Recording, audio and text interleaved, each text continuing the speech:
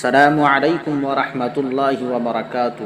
محترم ناظرین، حکیم الامت حضرت مولانا اشرف علی صاحب تھانوی رحمۃ اللہ علیہ کی خانقاہ میں جو مدرسہ تھا، اس مدرسہ کے ہر استاد اور ہر ملازم کے پاس ایک روز نامچہ رکھا رہتا تھا۔ مثلا ایک استاد ہے اور اس کو 6 گھنٹے سبق پڑھانا ہے۔ اب سبق پڑھانے کے دوران اس کے پاس کوئی مہمان ملنے کے لیے آ گیا تو جس وقت مہمان آتا وہ استاد اس کے آنے کا وقت اس روز نامچے میں لکھ لیتا، اور پھر جب وہ مہمان رخصت ہو کر واپس جاتا تو اس کے جانے کا وقت بھی نوٹ کر لیتا۔ سارا مہینہ وہ اسی طرح کرتا، اور جب مہینے کے آخر میں تنخواہ ملنے کا وقت آتا تو وہ استاد دفتر میں ایک درخواست دیتا کہ اس ماہ کے دوران میرا اتنا وقت مہمانوں کے ساتھ صرف ہوا ہے، لہذا اتنی دیر کی تنخواہ میری تنخواہ میں سے کم کر لی جائے۔ اس طرح ہر استاد اور ہر ملازم درخواست دے کر اپنی تنخواہ کٹواتا۔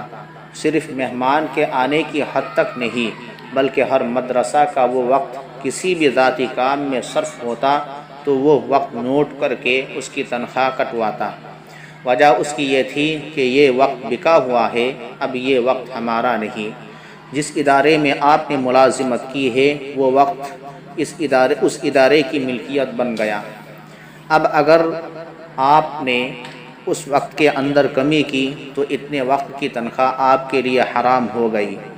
آج ہم لوگوں کو اس طرف دھیان نہیں ہے، ہم لوگ تو صرف سود کھانے اور رشوت لینے کو حرام سمجھتے ہیں، لیکن ان مختلف طریقوں سے ہماری آمدنی میں جو حرام کی آمیزش ہو رہی ہے اس کی طرف ہمارا ذہن نہیں جاتا۔ یا مثلا آپ ٹرین میں سفر کر رہے ہیں اور جس درجے کا آپ نے ٹکٹ خریدا ہے اس سے اونچے درجے کے ڈبے میں سفر کر لیا، اور دونوں درجوں کے درمیان کرایہ کا جو فرق ہے اتنے پیسے آپ نے بچا لیے، تو جو پیسے بچے ہو وہ آپ کے لیے حرام ہو گئے، اور وہ حرام مال آپ کی حلال آمدنی میں شامل ہو گئے، اور آپ کو پتہ بھی نہ چلا کہ یہ حرام مال شامل ہو گیا۔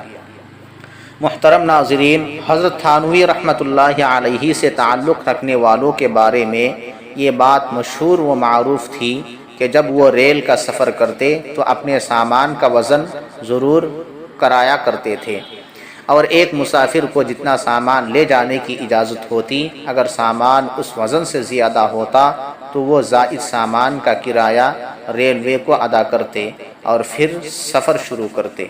یہ کارروائی کیے بغیر سفر کرنے کا ان کے یہاں تصور ہی نہیں تھا۔